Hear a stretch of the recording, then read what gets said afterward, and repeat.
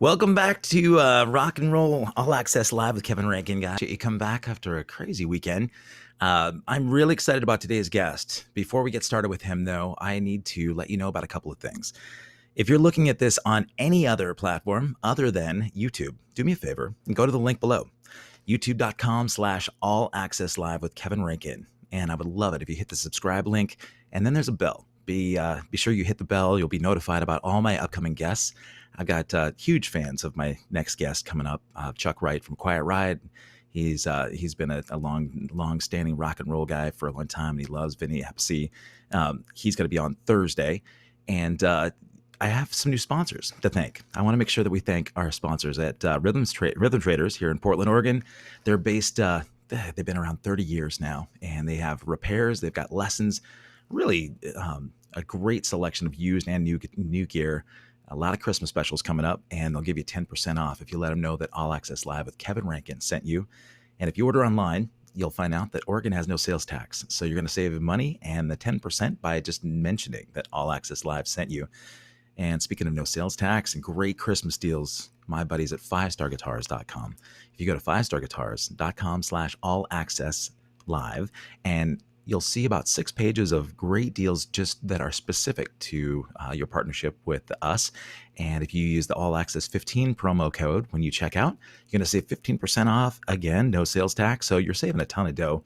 And you'll be supporting them as they've supported me. Now, speaking of supporting me, I just added a Venmo link at the top of my screen. So if you are watching this and you want to support me and help continue to get great guests and increase the production quality of my show, I would love it. I don't do this for money. I am loving doing this show. If you've been around for a little bit, you know I started doing this during the pandemic. This is episode 223, and some of my favorite people on the planet have done this. If you look back through the archives, or maybe you just found me through the Blabbermouth article yesterday with the Dave Ellison article that we episode that we did on Friday. Nothing salacious. We're not TMZ here, but the guests that I've had are phenomenal. And we've got great metal guys like Vinny Appice and David Ellison, all the way to Heather Thomas was on last week from The Fall Guy, that pinup, iconic pinup gal from the 80s. Paul McCartney's stepmom, stepsister. I've had Dolly Parton's sister on. We've got a lot of really fun guests. So go back through and look at the archives. AccessKevin.com has all of those things. Now, that's a lot of chatting, and you don't need to hear from me anymore. I want to make sure that, again, if you're here late, make sure that you go to youtube.com/all access live with Kevin Rankin and subscribe. Now, my next guest is iconic drummer. My guest on Friday, David Ellison. He told me about some experiences he had when Vinny was out with Heaven and Hell. We're going to talk about those things. But whenever I mention this drummer's name to anybody in the music business or anybody that grew up loving hard rock, he is their favorite drummer in that whole era and that genre. So without looking at my face anymore, let me introduce you to the handsome Vinny Appice. How are you doing, buddy? I'm doing good. Yeah, Who did you ask? People in my family? Yeah. Well, not your big brother. said- Actually, he told me, "What do you mean?" Like this? Yeah.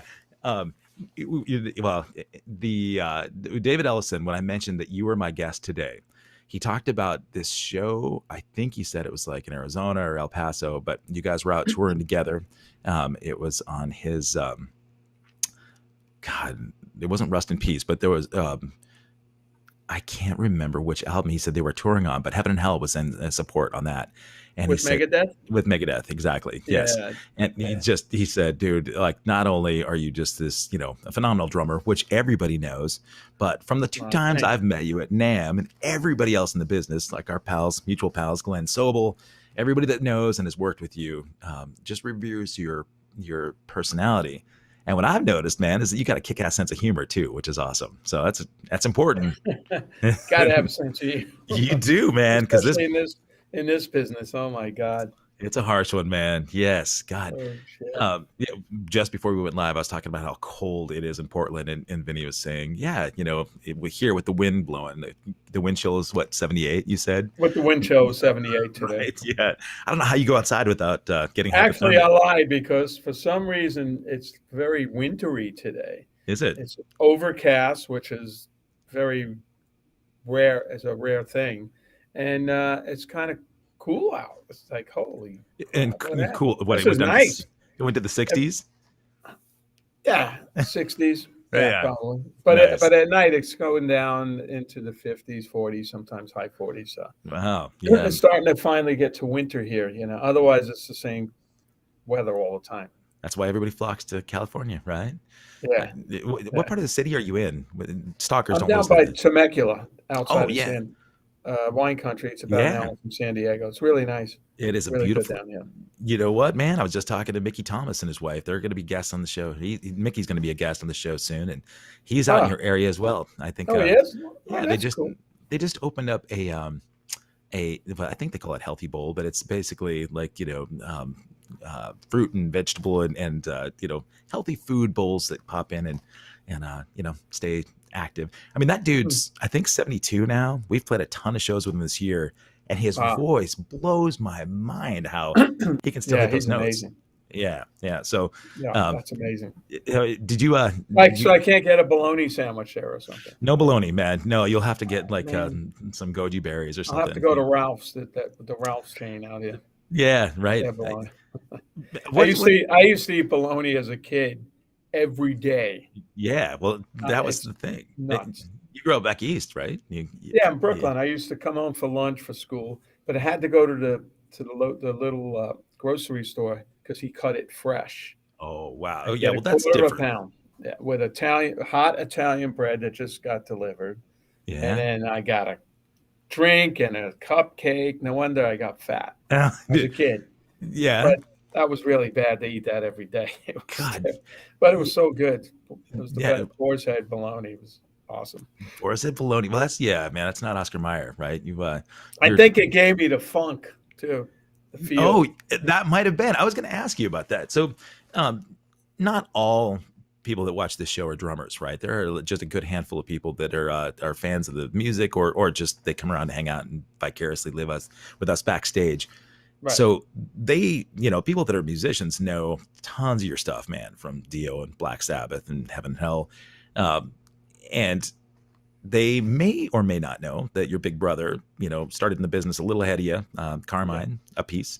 Oh yeah. So, I know that you've had a million conversations about the difference between the pronunciations of the last name, and you always have the best go-tos about that. So, uh, yeah. Well, I say it correctly. He doesn't say it correctly. So How did your parents? my parents say Appice. Okay. Yeah. Well, they're not alive anymore, but my father said Appice, so my mother said Appice. And Carmine actually used to say Appice. It's on one of the Vanilla Fudge live albums. He Okay. did a drum solo, and Tim Bogert introduced him, Carmine Appice on the drums. But when he started playing with Rod Stewart, Rod was all confused on how to say the name. Oh So no. Rod asked Carmine, "How do I pronounce your name? I hear all this different." So they settled on Appice. So he was Appice. Oh my God. That's where it And came then from, Yeah, and then Carmine played with Ozzy, right? at one point in Yep. the 80s. And then Bark at the later Moon. on, I played with Ozzy with Sabbath, the original Right. Sabbath. So the first show, we're all a bit tense, we haven't played that much together. And I'm playing songs that with Tony and Geezer, we never really played with Ronnie. And during the show, Ozzy introduces everybody and he turns around to me. He goes, "On the drums, Vinny Appice." Oh I no. went, "Ah, shit." So I went, "Okay, whatever. It's Ozzy." The next morning at the hotel in the lobby, I said, "Hey, Oz, actually, I say Appice. Carmine says Appice, and I'm Appice's crazy, blah, blah, blah." So he was like, "Oh." So the next night, That was like, he goes to introduce me, and he was all nervous about it. He turned around to me like, "On the drums, Vinny," and he was like, oh no. "Appice." And he Oh was waiting for yes. my acknowledgement, and you know, Yeah. You I said, "You're the boss, man. I'm right. lucky to be here. We're playing with you guys." So You can call me whatever you want as long as you sign the checks right. Right. yeah, exactly. That So he said it right, and I went, man. "Yeah." That's impressive, man. I mean, kudos to him for actually paying attention, right? Yeah, he paid attention. He was nervous about it. He wanted to get it right, and it was funny. It was really cool. Man, um, what I try not to do on this show is make this feel like, interview style. Dude, you've talked about your history so much, But the only thing I really have to go back to and talk about, one of the fascinating things that people didn't know about in my circle of drummers, right, was Right. your history with John Lennon.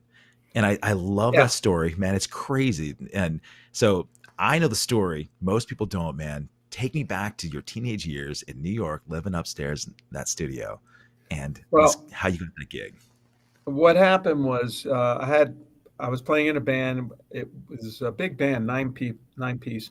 We had four horn players, so we played funk rock. Listened to all the Cool and the Gang, James Brown, all that stuff, which was great. Because that develops a feel. You get to Yeah. know what like a cool feel is. And the guitar player in the band knew Jimmy Iovine, who was a producer at that point, and producing John Lennon and a bunch of other people. And he was a good friend. So he was from Brooklyn. We used to pick him up and go into the city, and he invited us to come to the record plant, and we did some demos with Jimmy engineering and producing. Okay. And in that studio, the owner heard us and signed us to a management deal from the record plant studios, and gave us a room upstairs on the 10th floor to rehearse. Every night we would rehearse. And in Manhattan, it was like amazing because it was free. Yeah. Nothing's free in Manhattan, That's true. and even back then. So we got to meet a lot of people there. We hung out there a lot. Aerosmith recorded, Jay Giles and John Lennon and Stevie Nicks. So we were always around. We met a lot of people there. So one night, Jimmy said, "Can you come downstairs, you guys? And I need some hand claps." I said, "Okay." So like all of us went down, walk into the studio, and we see John Lennon. We go, "Oh shit. Oh man. My God, look, I'm Yeah. 16. I'm Yeah. 16 years old." So we go into the recording area, put the headphones on. Now he's talking to us. And you hear him right in the Oh man. headphones. You go, "Oh shit, this is like a dream." Oh yeah, man. He's telling us how he wanted, where he wanted the hand claps and blah blah blah. So the song was "Whatever Gets You Through the Night," and that's me and my band on that song doing hand You're claps. kidding me. Oh my Yeah. God, that's great. And then we met him afterward. Hung out a little bit. He was really cool. I We didn't bet. go fanboy on him either. We didn't take pictures. We just, I don't know, maybe one of the guys did, but we were cool. We went upstairs and we were freaking out, like, "Holy Yeah. man, did that just happen?" And then a couple days later, John came into the room, watched us rehearse. Really. And I remember my muscles and my arms cramping almost. Adrenaline, right? And Yeah. no, Don't. you just go, "Oh shit, there's John Lennon sitting on the step there." Not even a chair. Comes in, Right. there was 2 steps down. He sat on the step. So he used to come up a lot, and we got to know him. We played pool with him. I smoked a couple of doobies with him back then. And then he asked us to do different things. He asked us to do a video in the record plant. We did 3 songs. And then he produced the owner's wife. She was a singer, Laurie Burton, who just, I guess she passed away. Oh. And he was a producer. So we worked with him in the studio as a producer. It was just amazing. And then he asked us to do a live show. And we did a live TV show. It was a big black tie affair at the New York Hilton in New York City. And Wait, hold on. This is Jimmy asking this or John asking you to do this gig? John asked us. He said, Oh, sweet. he Yeah. he needed a band to do this live show. Not live, but it was taped and shown Sure. everywhere in the world. And it was a black tie affair. The mayor was there, the audience, Shirley MacLaine, Tom Jones. Blah. Oh my It was a God. big thing. So he wanted us to wear the salute was to this guy, Sir Lude Gray. Salute to Sir Lude Gray. And Okay. John didn't like Sir Lude Gray. He was a big entertainment billionaire guy, and John didn't like him. He thought he was two-faced. So Okay. John had the idea of making faces of our face and putting them on the back of our head. So we went to get our faces made. I mean, they pour wax over your face. I mean, they did an amazing job. Wow. And they painted it and everything. It looked just like us. Yeah. And then he wanted us to get fitted for jumpsuits. And we all went together with John in a van to get jumpsuits. We wore black ones. He wore the red one. So we come out. He goes, "And John Lennon." and it's a black tie affair, and everyone's going, yay! And then 9 guys walk out with 2 faces on their head. Oh my One in the God. back, one in the front, no hair, Yeah. black jump, shiny black jumpsuits. They freaked out. Literally two-faced. That's so good, man. And then I found out that was his last live appearance. No way. Yeah, I found out it's an issue of Guitar Aficionado magazine. This was about 6 years ago. I pick it up, and in the back's a full-on page with a picture of me and the band and John, and it says, this was John's last live appearance. And it mentions John, and it mentions me because I played with Sabbath and did things after that. Yeah. Most of the band didn't. And it was just our 2 names in it. I was like, wow, I'm thrilled. God, man. So I used to go to school the next day, and it was insane. I'm sitting in high school and going, this is crazy. I just played with one of the Beatles last night, and I'm sitting in school. So what were people like? Left school. So what were they like when you were in school and knowing, Vin was hanging with John Lennon last night on TV? Well, I didn't go flaunt it or anything like that, but I'm always playing on the desk, Yeah, they knew you were playing on the desk, and the teacher goes, she's trying to teach. She goes, wait, who's that drumming? And who's drumming? Vincent, stop that drumming. And I stood up and I said, hey, did anyone else in here play with one of the Beatles last night? And I left. Oh my! That was your exit for high school. Yeah, man. You could not actually plan that any better for a movie or a screenplay. Yeah, I know, right? That's it. Well, exit left. We're we'll get to we'll get to the Vinny movie. This is going to be awesome, man. So we chatted a little bit about your brother with the mispronounced last name. So Carmine Appice. He's 6 years older than you. Is that right? No, 14, 11. Really? Okay. Wow. So yeah, he'd been around for a while, and he had some history in the music biz. From interviews and conversations I've seen you have in the past, I mean, you talked a lot about how supportive your folks were when you decided to split school, because Carmine had already established a career in music. They knew that you were dedicated, and they saw that it's possible that Vinny's not going to be homeless and like living with parents forever, right? So it made it easier because they didn't let Carmine quit school. He had a job. He was making $65 a week somewhere. And then he'd go play in the weekend and make $250. And then he just sat down with him and said, look, I could stay here and make $65 for the whole week, or I can go play in the weekend and make this amount of money. So that's what I'm going to be doing. I'm going to give it a big shot. And luckily he did well, because he's a great drummer. He's fantastic. He's a great drummer. And, both of you guys, you play so stylistically, you're completely different. And when you were talking about how maybe the bologna every day was what gave you the funk, my first sort of introduction to drums, at least, instruction wise, was the Realistic Rock book with Carmine. Right. And fantastic book. It's a great book, man. And it was like the game changer. It was the industry standard for a long time.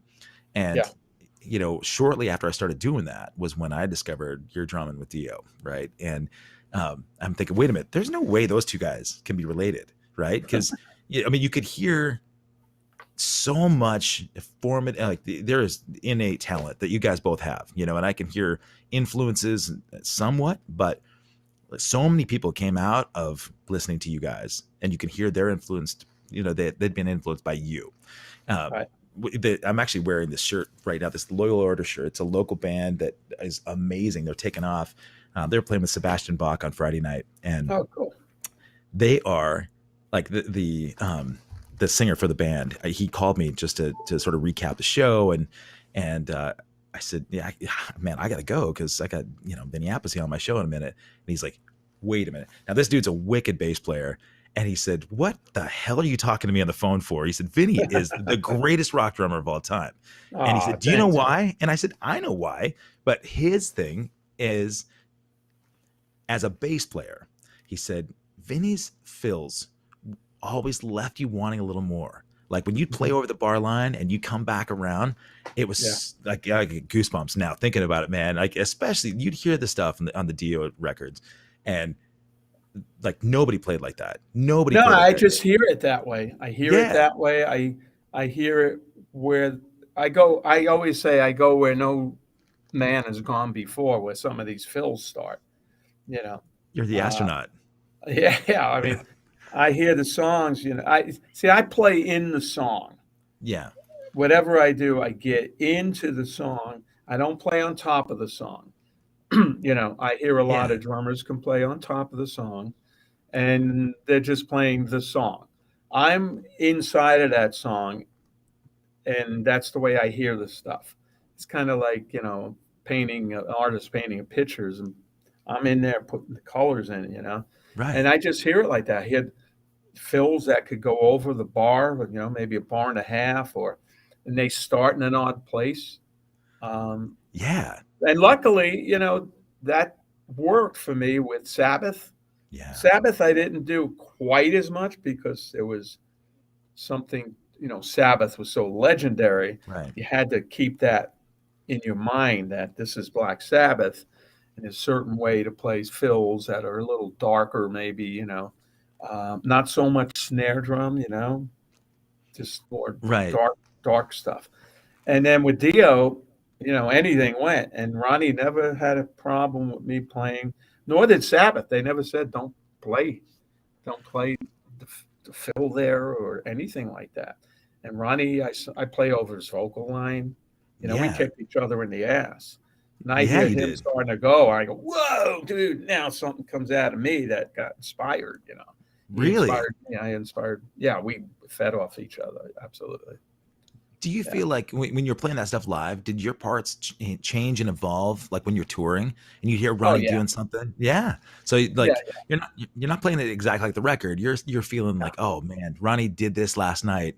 I loved what he did. I'm gonna follow that. And you guys Yeah, were like one interacting. night we played Last in Line, and at the third verse, he goes, "And you never, never, never come home."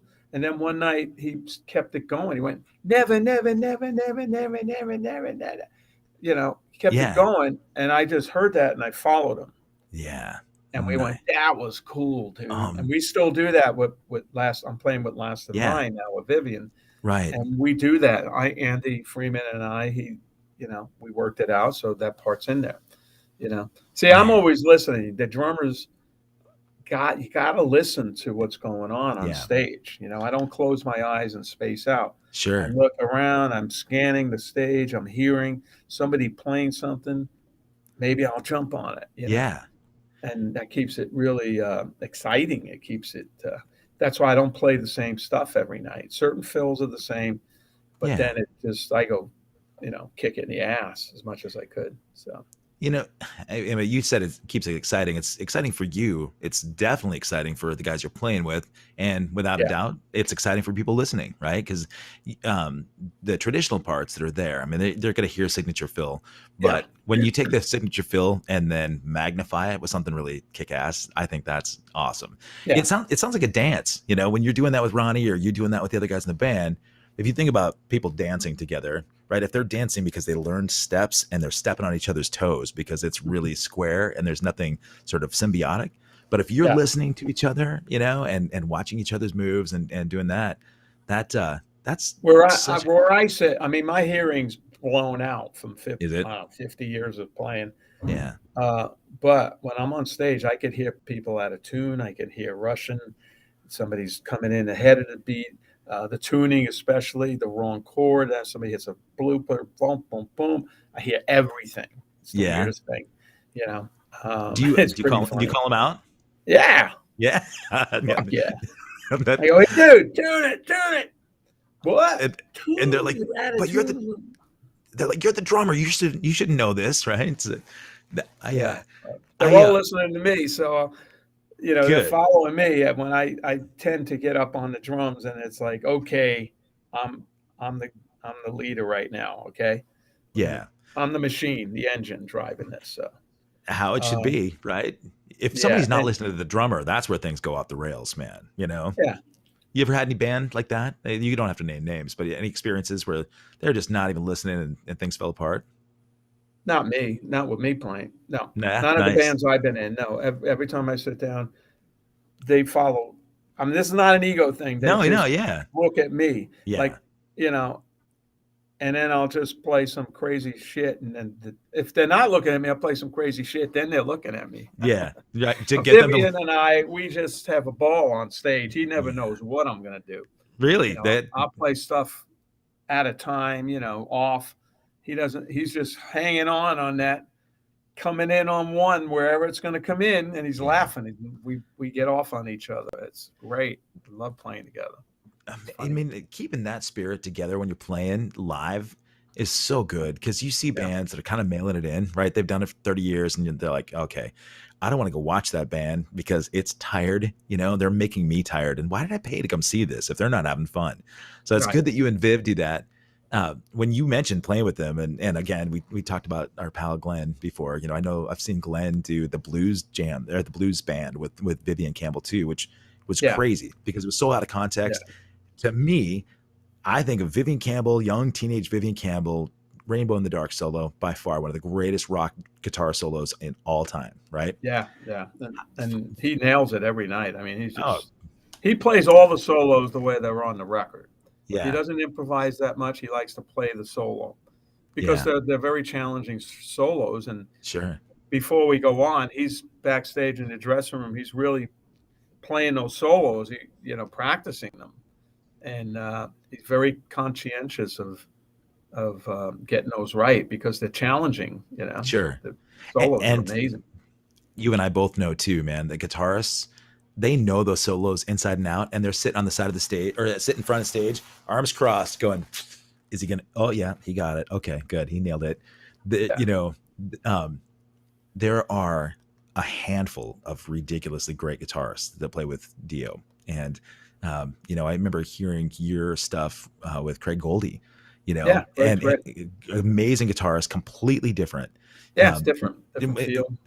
Walk me through maybe a couple of your favorite guitarists that played in those bands that were stylistically different, but how different the approach was that you had with them. Well, Craig was great. I love playing with Craig and Tracy G. I never could play with Doug Aldridge, but when the band changed from the original band, it was just like never the same. You know. Yeah. And it was good and great, but not like the original with Vivian and Jimmy and so Jimmy Bain. And everybody plays it different, but the original way we played it, Viv played it, just is that feel. Yeah. Nobody gets that feel exactly right. Even Holy Diver,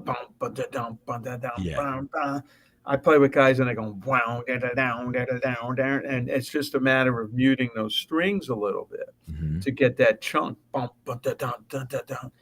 These little subtle things that they don't hear it or they play it different. Right. So it's just we wrote the shit together, so it's easy. Man, we're the originals. Yeah, you know what, and it's the original. It's amazing that you guys are still playing together and doing those tunes. And Heaven and Hell plays quite a bit, right? You did Heaven and Hell, you got Last in Line. Viv played with both, right? No. Viv is Last in Line. Okay, but he never did Heaven and Hell. No, that's Tony Iommi. Oh, of course. Jesus. You don't step in Tony Iommi's space. Right. He's the riff monster. Good Lord, man! How dare I even step into that space, man? Tell me about working with Tony. Was that because you've been able to, with Last in Line, you're able to sort of dictate, hey, you need to play that, you need to play this, and follow me. How was it playing with Iommi? Was he because he's notorious taskmaster? He's Iommi. You don't really tell him what to play or something. When we're writing together, suggest an idea, but I don't tell him what to play. Yeah. There were things that we did. I mean, that's really cool. Play it. We usually recorded all our jams, and so I'll play it back. This is cool. And some of the stuff we used on the records. But we had a producer when we were doing Dehumanizer, and he came we were doing it in Wales, and he came down into the room. He was a named guy. I won't say who it is. And he sat down, and I'm watching, and I hear him going and playing, telling Tony what chords to play, and I looked at that and I went, "Oh man, that's not going to go over too well." Right. Wait, Tony didn't say, "I'll take that into it." And the next day, he was gone. The producer was, yeah. Well, I mean, dude's earned his stripes, right? Tony plays what he plays, and you go, "Yeah, it's just heavy and what a sound, and this Tony, and you just jam along, and You talk about influences, man. I mean, you think I didn't really sort of think about it now, but the doom rock sound is so huge. And I live in Portland, Oregon, right? There's a huge sound, Red Fang and these other bands that are coming out that have this doom rock. All of that sound came from Iommi. That whole thing came from that. Well, Iommi, that thing with his finger where he cut his tip of his finger off. Yeah. That was very traumatic back in the day for Tony, and the doctor said, you're not going to play guitar again. So that was, imagine hearing that. Sure. Yeah. He's going, well, holy crap. So he made his own fingertip where he was able to do it. Then he noticed that when he loosened the strings, tuned down, it was easier to play. Yeah. Not knowing he started the whole thing right there. Right. Yeah, man, that is a formative, the really interesting thing is my dad had no idea who Tony Iommi was. Although, I mean, he knew Black Sabbath for sure. He's still with us, but my dad took off the like really most of his pointer finger. My dad plays alto sax and bari sax, but he'd been in a Dixieland band. He's played in tons of jazz bands. When we grew up in the mountains in Montana, so he's going to get firewood, took his finger off, smashed by a tree. Oh shit. He made his own prosthetic and was playing still in a band for many, many years. But his prosthetic, man, I mean, this thing, he's an artist, right? So he crafted this prosthetic that was so clunky and ridiculous, but his playing style completely changed too. He couldn't loosen up the strings, but he went really abstract, sort of avant-garde jazz. And he's a painter that way too. But isn't it crazy that you can have it's not a happy accident, but Ellison and I were talking about. You adapt. Well, your body adapts. Or you give up, right? I mean, because like David Ellison was talking the other day about facing adversity. And when stuff kicks your ass, you get terminated from a band or whatever, you can fall down and stay down, or you can fall upward. And I thought that analogy was great, man. And I was proud of my pop, man. And kudos to Tony for completely changing an entire style of music, right? Well, look at Rick Allen too from Def Leppard. Oh my God, right? His arm's torn off, and then it's like, what's the first thing you're going to think of? Well, shit, I can't play drums now. And then look, he figured it out and how to make it work, and adjusted the drum set. Right. To more electronics, and he sounds great. He's amazing. Totally. I told him, you're an inspiration to most drummers just for keeping it going, and not giving up. And look what you've done. That really, to me, man, not only was he an inspiration, but that band got major cred for sticking with him and supporting him. Right. I mean, how many bands are out there going, oh, time to get another drummer. Right. And Def Leppard was like, no, man, we're going to stick with him and make this work. And it's actually, the band sound changed completely, but they're laughing all the way to the bank, right? I mean, they had a big exponential success after that. So, it's great that you can see that light in all these other musicians. Mm-hmm. As far as like references and influences go, I read about some of yours. Have you met some of your musical heroes as you've gotten success? And have you met some of those guys that you just like, as a child, you thought, oh man, that guy? Because I know like Cobham's a big influence on you, right? Cobham, Bonham, Ian Pace somewhat, and Mitch Mitchell, Buddy Rich, of course. Yeah.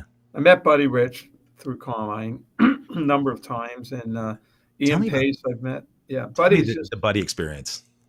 We smoked a joint with him backstage at Disney. I say it's Disneyland. Carmine keeps saying it was at a club in Hollywood called the Starwood. You guys can't get along, man. I said it's Disneyland because we went to see Buddy play, and it's an outdoor venue in Disneyland. And we went into the dressing room, and Buddy's back there, and he said, "Hey, do you smoke?" And we go, "What? Do you smoke?" I said, "No, we don't smoke." He goes, "No, do you smoke?" And he whips out a brown joint. It was like with some sort of flavored rolling paper back then. Big one too. So, So we lit it up and we smoked, the three of us. Really? And then we hung out for a little bit, and then it was time to go on. Carmine and I was zonked. We were like, duh. And Buddy goes out and plays flawless. No kidding. Oh yeah, he's stoned out of his mind, and he plays like probably didn't even get stoned. His mind is so strong, Sure. Yeah. so sharp, and he just goes out and man, just kills it, And we're So, sitting there going, watching him go, duh. well, it seemed flawless to you What? because you were baked out of your mind. No, I'm Yeah. sure. I'm sure it was, man. I mean, he was like, it was a machine. No, he's just stupid. And I asked his daughter, Kathy, we're good friends. Yeah. Did he ever practice? She goes, nope. Wow. Because it's Well, just a gift. It's a gift. Certain people have a gift, and he got two right hands. yeah. It's so fast, But he and started the at soul in 2. there. And he was playing at 2 on stage. I mean, that guy had, a pedigree that really helped, I'm sure. But Yeah. yeah, but even in those days, he was like a phenom. And he played with a sweater on. Yeah, oh my God. I'm a sweater, so Yeah. it's ridiculous. I don't know how that guy, my son is 22 now and a huge Buddy fan. Like Neil Peart was God to him, right? But then, he discovered Buddy, and my son as a teenager, he developed all the personality quirks that like Buddy had, right? And he got cocky. And I said, dude, that only worked for Buddy. It worked when you've got a band of your own, but when you're trying to play with musicians, the hang is so important, man. I mean, like, Oh, yeah. because there are tons of guys that can play phenomenal, but if you don't have a decent attitude, nobody's going to want to be in a bus with you unless you're Buddy Rich, right? No, I've you got to be, when you're in a band, you got to be a team player. You got to be on time. You got to put it, it's a band. They're relying on you, right, as a drummer, and I'm relying on them as whatever the instrument they're playing. So you got to be, that, and outside of that, be on time, and yeah, be an a-hole. Right. Yeah, you can swear on here. It's fine, man. But I did a rock camp with Gene Simmons, and he was up there talking. He's going, you know what? I'm privileged to be on the stage when I walk on the stage. And he was talking about, don't be late, don't be an a-hole, be part of the band, and all this stuff. Yeah. I left one band because people couldn't be on time. Really? Kill Okay. Devil Hill. It was a great band with Rex Brown from Pantera on bass. Oh my God. It was a great band. We did 2 albums, but man, after a while, Dewey Singer, I love him to death, but he can't be on time. I don't know what's wrong. And you go, all right, I'm going to leave at 7 from the lobby to go to the gig. You go down at 7, and it's like 7:45, Oh, 8, no. 8:30, and we get to the gigs. By the time we went on, half the people left because it's a weekday. You got to go to work the next day. So, man. So it's just like, eventually I said, I can't deal with this now. Usually, I mean, I played with Tony, Ronnie, Geezer, right? Legendary, the legends, and everybody was there before rehearsal. That's the thing, man. Rock and roll. It's like the military, right? If you're 15 minutes early, you're on time. If you're on time, you're late. I just, before I forget, you reminded me. There's in that kind of situation, it seems like that dude should have been gone a long time ago. Some tour manager should have said, dude, if you're not making lobby call, you're letting everybody down. There's a drummer friend of mine who's also a tour manager, managed Curtis Salgado. He's been working with Curtis Salgado. If you know him, amazing blues singer. He was the inspiration for the Blues Brothers. He sent me a note because the entire time they were out touring, that band, they toured everywhere with like Robert Cray and that kind of scene, right? But he said everywhere on the tour bus, he put in Holy Diver. That's all they listened to. And Curtis Salgado would have never known who Ronnie James Dio was at the Sabbath if Scott Kramer, this guy, hadn't been sneaking in the cassette, right? So he sent a note. He said, please ask this of Vinny for me. So he says, as a drummer, you understand that one of the most distinct characteristics on Holy Diver is that cutting ride cymbal. For years, I've read forums and sifted through goofball opinions on how that was achieved. It's become lore and topic of debate without an official explanation that I could find from the man himself. Me being the unofficial record holder for the most listens to Holy Diver in a row, the sheer number of miles with that as my soundtrack, and having earned the tour nickname, The Holy Driver. I'm hoping to get down to the bottom of this. So my question topic for Vinny is this. The brand of ride cymbal he uses on Holy Diver is widely known, but what was the specific ride, the series, that you played? And did you play butt-ended stick position to get that sound? And then how much did that choice of cymbal or how you played it affect the distinctive tone versus the engineering, mic placement, and final mix? Jesus. I know. All that about a ride cymbal? Yeah. My God. I'm thinking back, and I think what that cymbal was a Zildjian. I didn't go to Sabian yet, and it was probably a 22-inch ride cymbal. It's pretty big with a big bell, and the weights were about medium. I don't know the model number. Okay. But I always use, like now with Sabian, these cymbals behind me are just the medium, double A, the standard loud cymbals. So I think that ride cymbal was the Zildjian 22 with a medium weight. And I always play with the butt end. Yeah. And I don't, even though I play with the butt end, I don't allow the cymbal to start washing out. Okay. Yeah. That kind of shit. I'm hitting at the butt end, but I'm hitting on the edge of the butt. The edge of the butt. And it's kind of like the tip, but it gives it a little bit different sound. Yeah. And then as far as the recording of it, Holy Diver, when we recorded the drums, we did it at Sound City in the Valley in California, Los Angeles. And we went to Home Depot. Ronnie too. We all went to Home Depot and we bought like 8 sheets of 4x8 plywood. Okay. And we put 2 pieces on the floor, and then we built a hut around the drums, including a roof. And in front of me, there was a space like a window, but there was no glass there, so I could see the guys because they recorded with me in the room. Yeah. And that's how we got that sound on Holy Diver. The drums were encased in wood. Oh my God. It was like a reflection off the wood. No kidding. Which made it really warm and a lot of cut to it at the same time. So that's how we recorded Holy Diver. It was no big. Yeah. And my friend Angelo, he was my guy I grew up in Brooklyn with. Angelo Arcuri was the engineer. Ronnie produced. And Angelo was the bass player in the John Lennon band when we were 16. Right. So, and then he started doing sound and he learned a lot. And then Ronnie gave him the chance to record the first Dio record. So, and we were all, we were all a team, man. We used to go down. Everybody went down every night. It wasn't like, okay, I'm finished with the drums. I'll see you guys in a month. Yeah. No, it was like a clubhouse.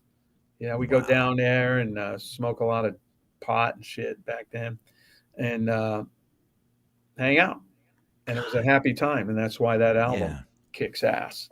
It's so, I mean, it's definitely top 10 all time hard rock album. So that's about the cymbal there. That's cymbal. I love that. And I also don't leave the cymbal loose, the ride cymbal.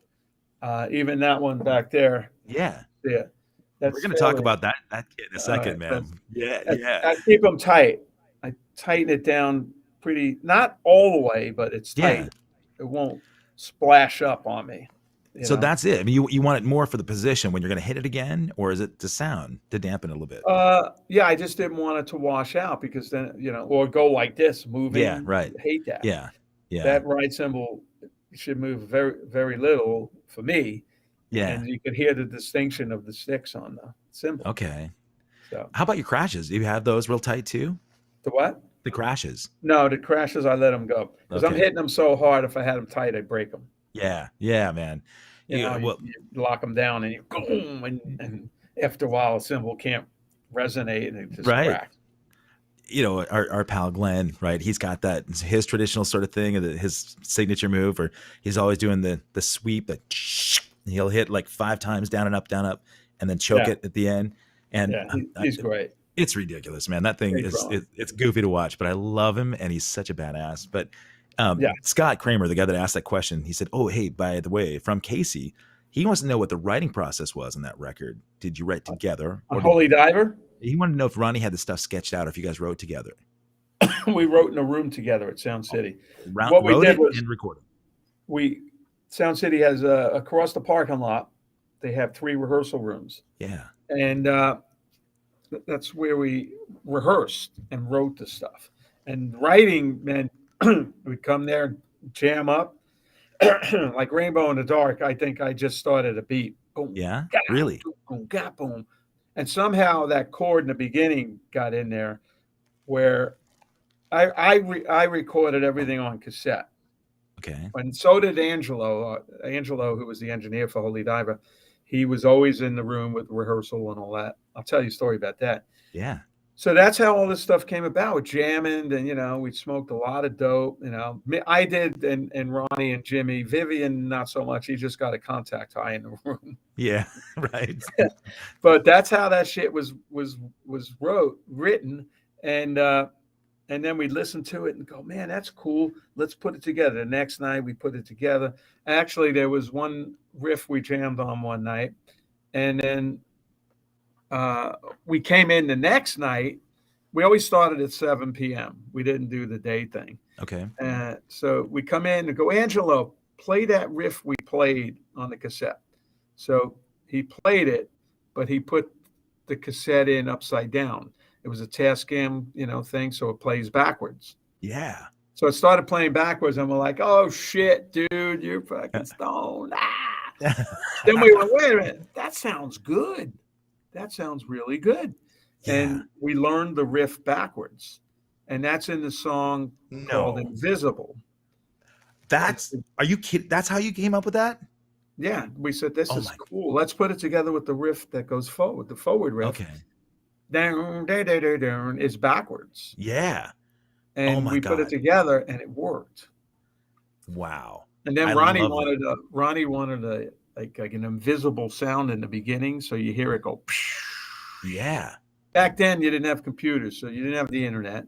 So what do? We go, okay, it's kind of like air escaping from a tire. Yeah, let's get a tire. So our one of our friends who actually he does trucks, so he brings a tire in and puts it in the studio. It's the first time a tire's been mic'd up. Right. I don't know what kind of mic they used on the tire. Wait, no, this is going to be, somebody's going to ask that question. You know it. They're going to say, whip. No, I don't know what kind of mic it was, but you figure there's a one-shot deal. Yeah. I mean, how many times are you going to let the air out? Right. So he let the air out. You go, you ready? Okay, it's recording. And he stood there with a screwdriver on the floor. Oh, my God. So I think we recorded a couple of them, put them backwards and frontwards. And but that's how crazy we were to make that record. It was just open creativity. Anything worked. There wasn't a negative word used in those sessions at all. We were having fun and just having a crack up. To date, is that probably the most enjoyable record that you've done to record? Oh yeah. Yeah. Absolutely. Do you ever try to capture that magic in a bottle again by going back in and recording drums behind a big wood frame? No, I didn't do it again. No. Yeah. Nope. It should only be one. Yeah, that was for there. Now, I don't know. Yeah. I never tried it again. Well, and it probably wouldn't work again. We didn't do it on Mob Rules, that was previous. So. Oh my God, man. Yeah, that's that one too. I've seen so many bands do their interpretation of Mob Rules. It's an amazing song that's been covered by a lot of big acts, right? But of course, man. I mean, I think of Mob Rules, it brings me back to heavy metal. The movie, that was absolutely the moving point in that, right? But did you guys, after recording that, watch the movie together? No. Well, because it seems like it's a really. I still haven't seen Black and Blue. Really? Yeah. Man, that movie. What happened was I jumped on. Bill Ward he left the tour, Heaven and Hell tour. Yeah. 1980. So they got me. I had to learn everything. So I'm touring with them, and then Warner Brothers, in the middle of the tour, we went to England. And they said they want a song for the movie Heavy Metal. Yeah. Everybody agreed to do it. We had 2 days off, and we went, which is weird, to John Lennon's house. Wow. Big mansion. Yeah. Where John shot Imagine, on the piano. They did the video. Wow. And this is after he passed. Okay. So we get there. I go, wow, this is incredible. Right. And then who gets John's room? I do. To stay in? Yeah. Wow. They give keys. I go up to the door and it says John and Yoko. I go, holy shit.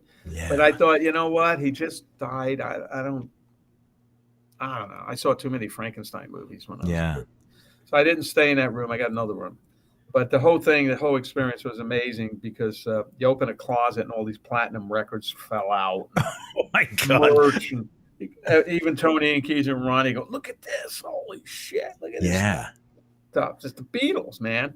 Right. And so we set the drums up in the entryway, and then there's a big wooden staircase all the way up to the second floor, and put two mics up there like Zeppelin, Yeah. and that's where I played. We had a video camera, primitive back in the day, and then the guys were in another room, and then we started jamming on that riff Tony had, down, down, down, and then we put it together, and that's how that song was written. Wow. And once it was finished, it came out so good. Everybody was so happy. It was like, wow. Yeah. Record company loved it. So that cemented me in the band. Oh Like, yeah. okay, Bill comes back. He's not probably going to play the Mob Rules. It's not Right. his cup of tea. Yeah. So that kind of was cool. It pushed me in the door, So Absolutely, man. Yeah, that's iconic. You really have cemented so many sort of little steps in the rock history book. But um, before I ask you about your drums, because we were talking about them before we went live, man, I really do want you to right. show off this kit. But you were talking about relationships, right? And the fun banter that you've had with your brother. 11 years older, man. That's I was thinking you were closer because I was going to ask you about No, brawls. Like, did you and your bro actually come to fisticuffs at all when you were younger? no, No. no. Yeah, The only thing too that far. ever happened, he had a drum set before he became famous and stuff. He had a Yeah. red Gretsch kit. And sometimes he'd say, "Don't break anything on it. Don't play them today." And then he'd leave, and then I start banging like crazy on him. Then he'd come running Yeah. back in. I told you not to blah, blah, blah. But But he then just he yelled at you. realized I started playing, and I started getting stuff down. Yeah. And he's the one that suggested I go to drum lessons to my parents, to the same guy he went to. This guy Dick Yeah. Bennett in Brooklyn. So I went to the same teacher as Carmine, just at a different time. But we got along great. We still get along. We do a show called Drum Wars, and Yeah.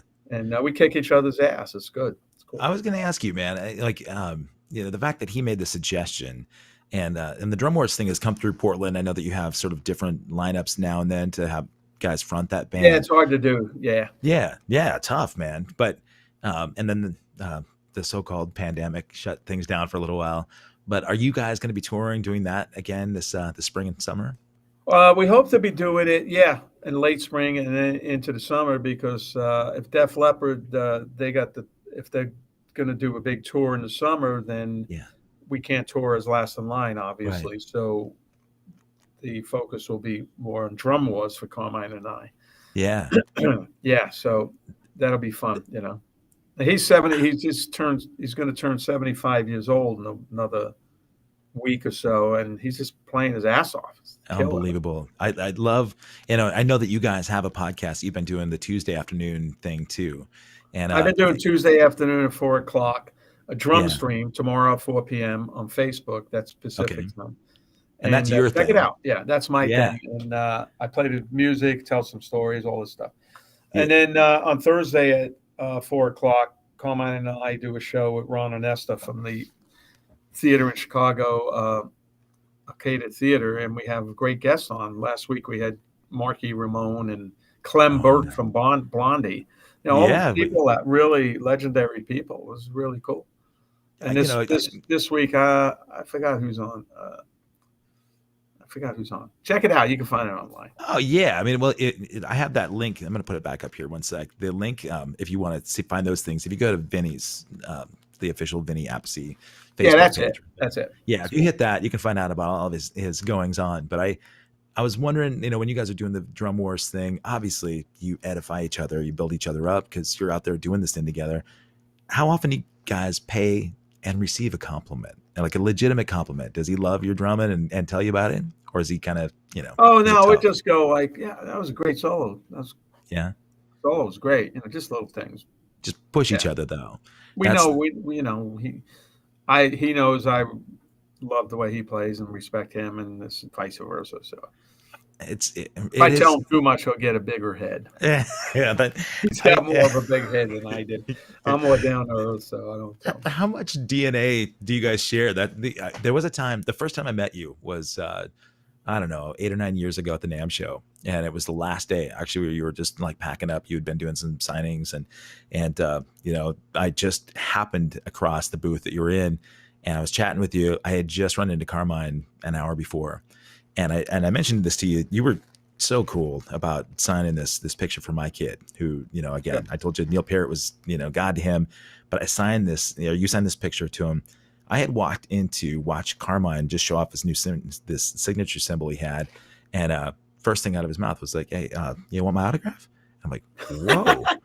That's I and Jennifer Batten. I play with Jennifer up here, one of my favorite people on the planet, and she and Carmine had worked together, and I told her about it. I played with her too. We did an really? early drum wars with her and Alfonso Johnson on bass. Right on, man. Well, that's how I got to meet Glenn, actually, because Glenn had played with her on her record, and then she moved up here to Portland. I started playing with her back in like 2005, and I was like, who is this drummer on your album, right? And then she introduced me to Glenn. But when I told her about Carmine, and then I said, it's weird because I met Vinny like an hour later, and he, he was willing to sign something, but he wasn't just offering it as if it was expected. And she said, well, not all that stuff passes on through DNA, So no disrespect to Carmine. The dude's been asked for 1 million autographs, I'm sure. But my joke to heckle my kids now is, whenever we're at like restaurants and the waiter will come up and he'll, excuse me. And I'm like, no autographs. And I just do it to toy with my kid because it embarrasses the crap out of him and be presumptuous. Let's check out your drum kit, dude, because that thing, I don't know how well it's going to show up on this camera, but I don't know. It's this all hickory kit. I'm with a company called Sawtooth, and they make great stuff. They have a big online presence, and I've been using what's called a Command Series kit, which is poplar wood, but it was like a $600 kit, and I've been using it for years, and it sounds great. I took it on tour, and people go, what kind of drums are those, man? What's that kick drum? I said, this is a value kit. Yeah. And now they just finally got the shipping containers with the high-end kit. Excuse me. This is hickory, 6-ply hickory. It's really a beautiful, beautiful set, very well made, and this and that and this and that. I just set it up today. I'm going to try to do the stream with it tomorrow, but I just checked my Amazon order. I had to order more mics. Okay. I got mics, but they're not great, but I can use them. It looks like I'm going to have to substitute some mics with that. And Amazon said, sorry, your order's late. It'll be the 7th or 8th. Maybe it'll be here tomorrow. But I'll show you the kit. So it's just set up. Let's check that out, man. This is great. I don't know if you can see it. It's a beautiful finish. It's kind of hold that steady for just a sec. I'm digging that finish. Oh my God. It's like chocolate, purple in it. Wow. All this shit. And then there's just a couple toms up there. You got black nickel hardware on that? That's gorgeous. Yeah, black hardware. Oh man. And I like those tube lugs too. Can you see it? Yeah, I mean the tube lugs are nice, man. They don't cover up too much of the drums. You can see the finish. Yeah, and then the fittings are really strong as hell. These things. Oh, killer! Right on, man. And then the bass drum. I use this speaker. You see the speaker? Yeah, absolutely. That thing kicks ass. Yeah, I just strapped it to this little shitty mic stand. Yeah, it sits in front, and that gets all the low end. Wow. So what is that kick drum size? Is that an 18 by 22? No, that's an old school 24 by 14. 24-14. Okay. Yeah, it's hard to see the depth. 14. There's a 10, a 12, a 13, a 14, 16, 18. So, it would be ridiculous, right, if I didn't ask you about your sizes, right? The non-drummers are like, oh, God, come on. If you're looking at drum there, you can't see it, but there's only a little bit of muffling in there. There's no serious muffling. Yeah. What do you just like? You like it kind of wide open? You want to? Usually, yeah. When I just did the tour, I had 2 heads on it and just a tiny little towel taped in for the microphone.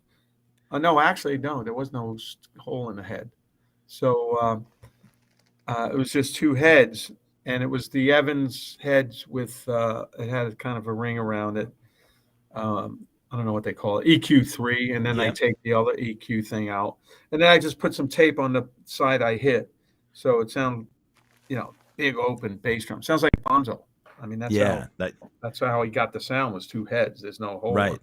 This one I put I, the hole in it, used the hole so I could put the mic inside.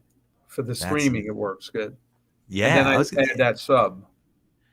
The sub helps. Yeah, I mean, I've seen your Sub it. streams before too, man. I mean, with the other kid, but Yeah. it's so cool that you'll walk through portions. You'll say, yeah. So I did the drum fill, on Holy Diver this way. This is what I was doing when I was playing that part. There was Yeah. something I saw where last in line, you're showing that rough that your quick sort of 5-stroke rough that you do a Oh, so lot. yeah, some people I go and they go, what's that lick in last in line? Do what is that? Yeah. Like all these or the beginning is straight through the heart, Yes. replacement triplets, you Yeah. know. So I'll show them what it is, and Yeah. I show them slow so you could hear it. Yeah. I seen some videos. Okay, brrr, now I'm going to show Right. you how to do that. It's like a tiny bit slower. Brrr. Right. I'm Yeah. like, what the heck is that? Well, but the sound comes through really well too. I mean, a lot of times in the streams, it's really tough to get a good sound, but you've Took done a me a great month to job. figure that out Yeah, I'll bet, because man. Facebook, you can't just have an audio interface. I got two interfaces over there for 16 channels, and you Yeah, can't just use that, the output of that. It doesn't work because right, Facebook only sees channel 1 and 2, left and right. right.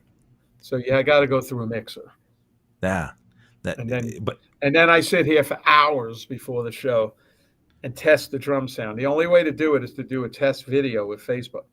And yeah, each time you got to test, you got to put in, for some stupid reason, the name and the description. You can just put the number one and the number one, but it takes time. And then record it, now play it back and go, oh, okay, kick drum's a little low. Let me raise that. Then I got to do it with the song I play to. I play the music.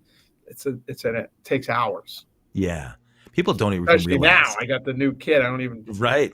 Luckily, I worked on it all day, and then I'm not finished. So Amazing, man. That you're still willing to like chat with my ugly mug, but I definitely recommend that anybody that's watching this, you got to check out Vinny's stream tomorrow. It's really cool yeah, to watch him do his thing. Um, man, there are so many questions I had for you, and we may end up having to have a Drum Wars episode where we get you and your brother on to arm wrestle. yeah. Who gets to choose the pronunciation of the name? But I every episode I try to end this ask a couple of questions about guilty pleasures. And a lot of people might not realize that it's something they don't know about you, but it's pretty widely known now. You're a computer guy, man. Microsoft certified. You've been a computer guy for quite a while, right? Oh yeah, here's an SSD box I just bought. Nice. All right. Fixed my Nice. friend's computer. I had to replace his hard drive. Yeah, man. I You're a love doing that stuff. Great. self-proclaimed computer nerd, which is a gorgeous thing. I have a web company, right? A web design company, and I'm doing laptop work all the time from Soundcheck. And it keeps me out of trouble. It's Yeah. a nice thing. But what's something people might not know about Vinny Appice that even the studied fans? What's something that maybe a style of music or even junk food or something you like besides bologna that you put in? Shit. I don't know. I'm Italian. I like to eat, so we tried different restaurants. I love Indian food. Oh Ronnie yeah, turned me on to Indian food when I joined Sabbath. It was like, we're going to Indian food, Indian food. yeah, And then I started eating that stuff. I'm like, oh man, this is like yeah. shit. I would love it. No, I'm a computer nerd, and also I love doing all this home repair stuff. This is pretty cool house, and I replaced 2 out of 4 faucets in the bathrooms. I get under there, Um, do the whole thing, and I watch my hands, and I watch how I'm, because the problem with doing faucets, you got to get under the counter, right. and you're leaning on the counter, and it's sharp. So I try to, make sure I don't pull my back out. And Not that I do that, but I don't want to, Right. especially if I got to play in next week, Yeah, So, man. I yeah. I was just thinking, like, yeah, guys, I can't do the last in line shows because I threw my back out Yeah, I was replacing my doing some pipes. faucet and then Yeah. then I did the one, I finally got it, and everything's cool. Do the second one, and one won't come off. It's like that one, it's just, gets rusted, even though it's God, brass sometimes, and so, man, but I do women are all gonna right. be lining up for your number now. Like the everyman, the handyman, and everything in between.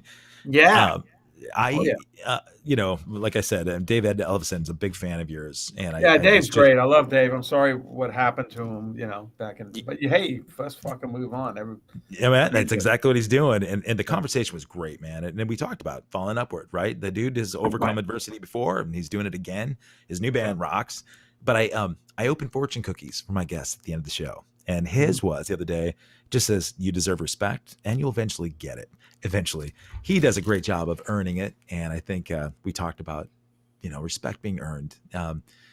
Nobody's entitled to it, right? But Yeah. it's an important thing.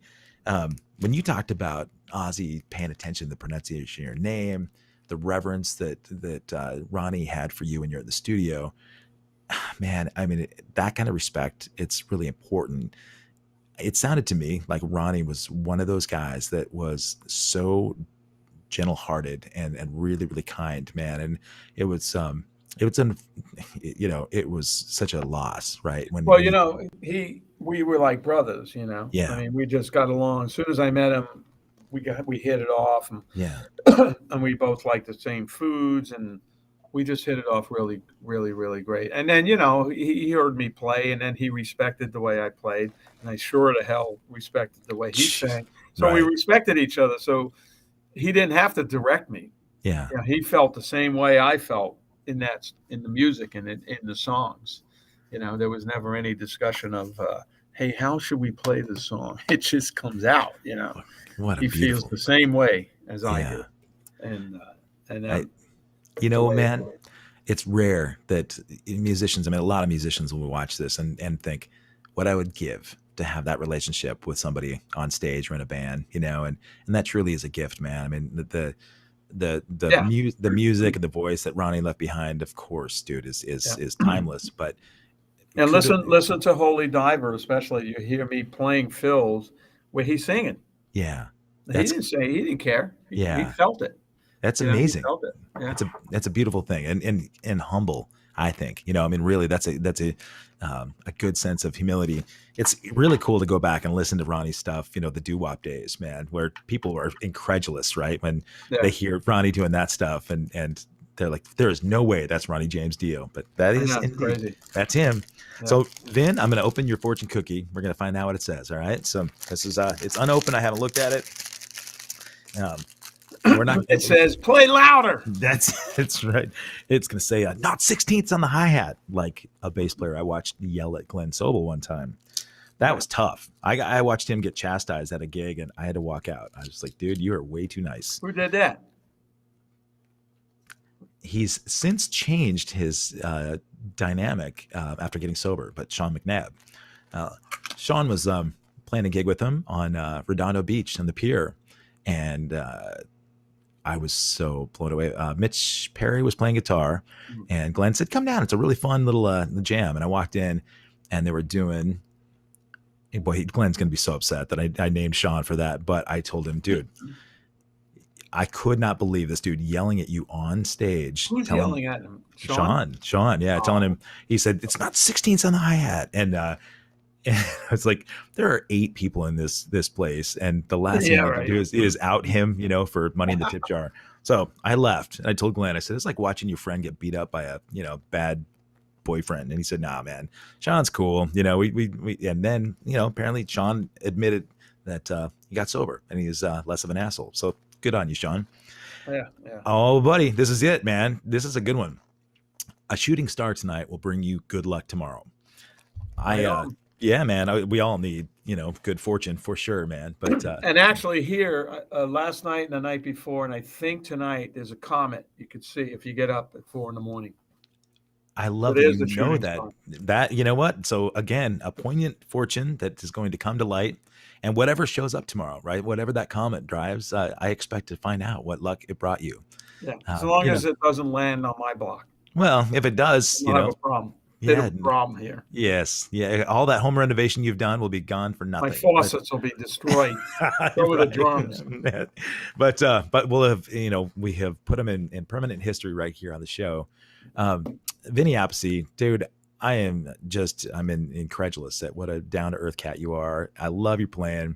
And everything everybody said about you is absolutely true. And all the good things, not your brother, but no, Thanks. I'm messing with you. Guys, if you got here late, I would love it if you bookmark this link below. Man, check out Vinny's facebook.com/official Vinny Appice. If you got here late, you got to go back to the beginning and find out. And then we're playing some gigs next weekend. I think starting on Thursday in the Detroit area too. Last Really? in line. Okay. So we'll be go to lastinlineofficial.com. You can check it out. Fantastic, man. And Viv's health is good now too, right? Vivian's Viv is great. Hey, Good. Freaky Randy, I use he asked me what DAW I'm using. 2 Focusrites, but you can't come out of there and go into Facebook. It becomes left and right. It's weird. I have to go through mixers. I got two mixers. So I'm so glad you caught that, man. I just see that our mutual pal, Mike Vanderheel, he and Mark White have their rock and roll happy hour that I think they just had you as well, right? Yeah. They said hello. Man, I love those cats. Is Vanderheel not the nicest guy ever? Yeah. Cool. His drumming, he's got a perfect blend of Steve Smith and Vinny Appice. I hear that a lot in his drumming, that's not a bad thing at all. No, that's pretty good. So you guys, you got Vinny's thing here. I just started adding Venmo here. So if you guys want to help support the show, I would love it because I have a ton of new guests and great guests coming up. But I would love to be able to widen the market and get better production and hopefully start giving away some cool prizes too. Rhythm Traders has helped sponsor the show. And we're going to be giving away some drum stuff and hopefully get Drum Wars up here with Carmine and Vinny. Yeah, we'll do a show. Hit the Venmo there. There's a QR code up in the corner. If you see that, you can scan it and donate. If you got here late and you're on anything else other than YouTube, do me a favor. Go to the link below, youtube.com/allaccesslive with Kevin Rankin. Subscribe to it, hit the bell, and then you'll be notified about my conversation with Chuck Wright on Thursday. Have you worked with Chuck at all?